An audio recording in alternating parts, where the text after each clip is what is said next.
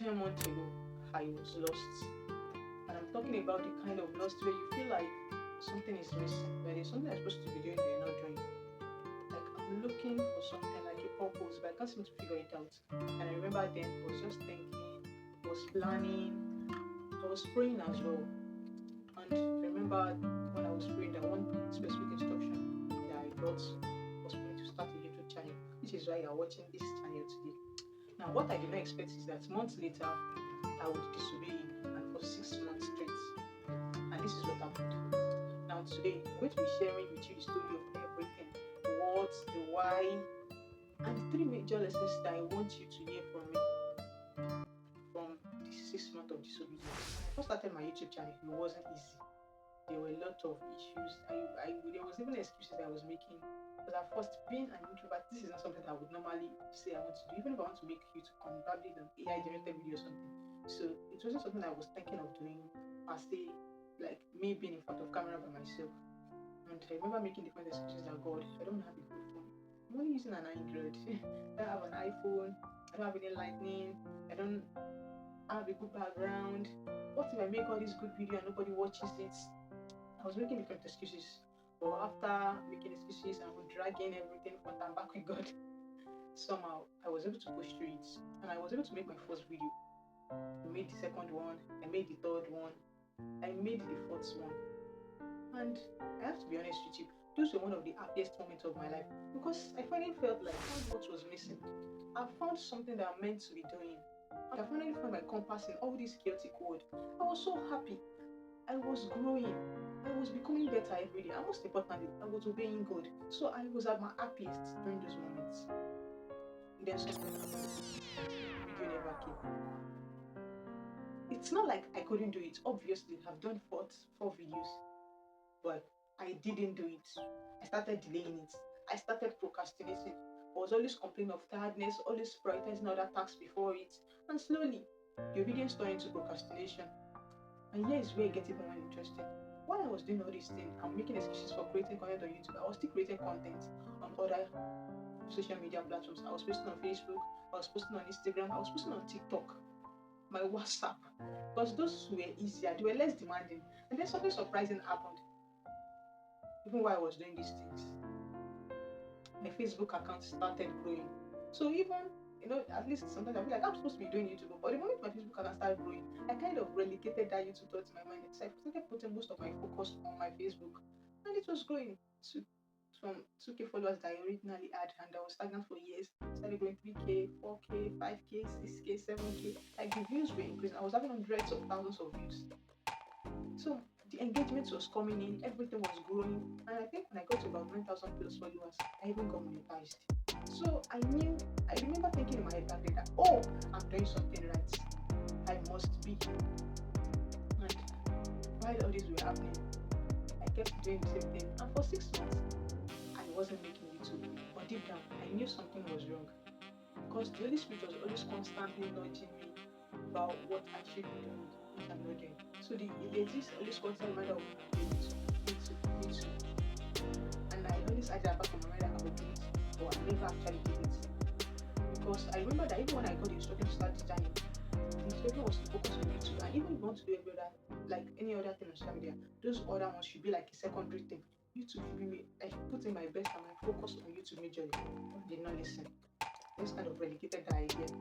And the thing is, God did not just leave me like, oh, you disobeyed, I'm not going to talk to you again. God is not like that. So he kept nudging me quietly, consistently. There were moments I'll be praying, and deep down, I know I'm disobeying God. I know I'm supposed to be doing something. So most of the time, I'll just be like, God, just help me. You know that I'm supposed to do this thing. Okay, I'm not doing it, obviously. Help me, even if you have to push me. Help me to do this thing.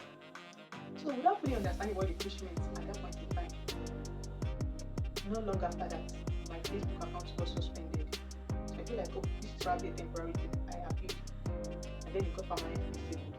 It was like a funny thing and a sad thing at the same time, Daddy. Because my Facebook account was also linked to my Instagram account. And so by the time the Facebook account went down, it went along with it. Everything I had built, everything I put in my effort into. I was disappointed, crushed, confused, and kind of thought, when you put your efforts into something so much, only for everything to just go like that without any remedy. But in the middle of this pain, I remember there was this quiet knowing that I had inside of me. And the Holy Spirit was telling me, this is me redirecting you. And strangely, I just, it's like, I was hurt, but not in a very sad and heartbroken way. I was kind of also happy because I knew that this is God pushing me to do what He wants me to do. So it was kind of peaceful and comforting, strangely at the same time. Now, here's the part I'm not proud of at all. Because after that, I still didn't come back to making the videos immediately. Like, I waited till about 6 months. Even after the incident happened, I still waited like 2 months after making 6 months in total. I had more excuses. Oh, by then, the ring light I was even using before at this point, I was like, no ring light. I still not gotten a better phone. I still had so much I was doing. And I never made a video. But if you are watching this video right now, this is the 5th YouTube video, it means I finally obeyed. So this is the evidence of obedience. This is why you are watching this now. And the truth is, disobedience does not look seem like rebellion. It doesn't feel like, oh, I'm rebelling, you're shouting or making tantrums. No, sometimes it doesn't always come that way. Sometimes it's delay, it's excuses, it's procrastination, like in my case. So if you're still watching this video right now, subscribe to my YouTube channel. There are really lessons that stood out for me, which I promise to share with you guys as well. So I want you to really hear this. Lesson 1. Obedience to God is love for God. It's not just about, oh, God sees my heart. He knows I love your acts. You have to show it through your work, through your service, through your actions. Let your actions speak as well. You can't ask you to do something and you're not doing it, and then you tell the person you love him. If your dad asks you to do something and you disobey it, African parents, we know he will come for you. Because you cannot sleep for that night by the time they are done beating you.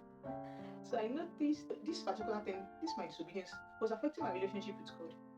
I noticed anytime I tried to pray, anytime I tried to talk to God, there's this gap or kind of disconnect that I was feeling. Now, not because He left me, but because I knew deep down in my heart that I'm disobeying and that I'm not fully surrendered yet. And that for me was a major barrier to my relationship with God.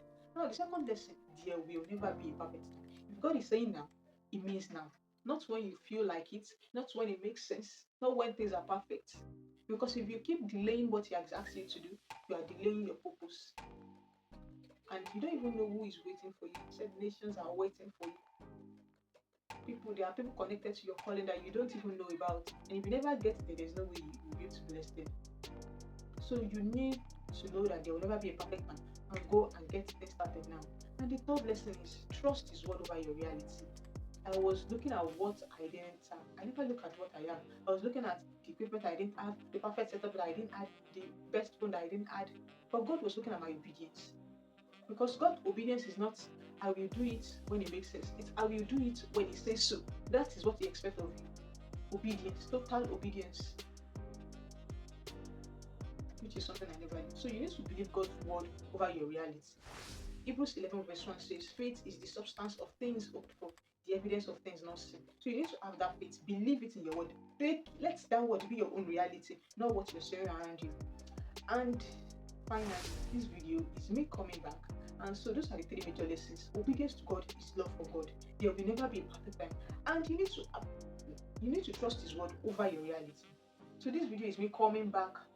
Not perfect, not fully ready, but if you are watching this video and God has been telling you to do something, go get it done. I know it might not seem like the perfect time, it might not seem like everything has aligned yet, but you can always start. Start going. Even that clarity that you think you don't have yet, you will have it. You will have more clarity when you start. So start now and stop watching YouTube videos. You're still watching YouTube videos. Don't start that thing, bro. Sis, come on. So if this speaks to you, share it with your loved one and give it a like. And also drop an encouraging word for me in the comment section. And I will see you in my next video. Bye!